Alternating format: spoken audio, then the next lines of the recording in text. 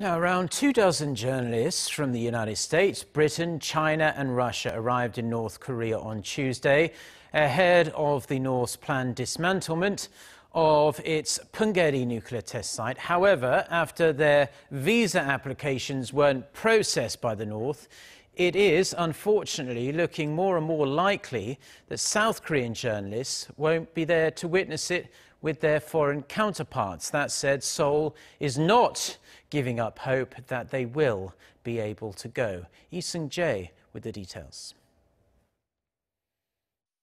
With North Korea inviting a number of journalists from the United States, UK, China, and Russia to witness the regime's highly publicized dismantling of its Punggye-ri nuclear test site, not much information has been made available. All anyone knows for sure is that the event will take place between Wednesday and Friday. It's thought the 3-day window is to ensure the dismantling can happen on a clear day. China's state-run CCTV News, which is among the broadcasters invited to the north, said a trip to the test site on Tuesday was delayed due to bad weather. But the big question remains, what about the South Korean journalists who were invited and then disinvited by the North? Pyongyang on Tuesday again declined to accept a list of South Korean journalists chosen to cover the dismantling of its nuclear test site. In a signal, their chances of attending are looking increasingly bleak. However, the South's Unification Ministry will continue to try again on Wednesday, given that they still have some time before the event begins.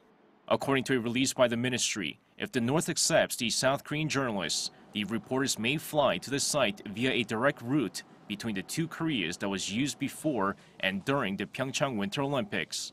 Days before the Winter Games opened on February 9th, members of the South Korean national skiing team traveled to a North Korean ski resort on a chartered flight to Galma Airport in Wonsan.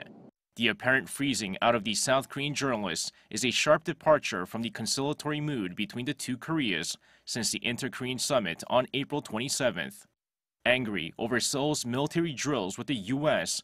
and a high-profile defector's recent criticisms of the regime, the North has stated it will cut off all high-level talks with South Korea. Despite the rapid shift in tone in Pyongyang, Seoul remains hopeful the South Korean journalists will get to travel to the test site to watch the dismantlement with their international counterparts. Even if they're not, South Korea's unification minister has said Seoul is just happy to see that North Korea is taking another step closer to the denuclearization of the Korean peninsula. Seung-jae, Arirang News.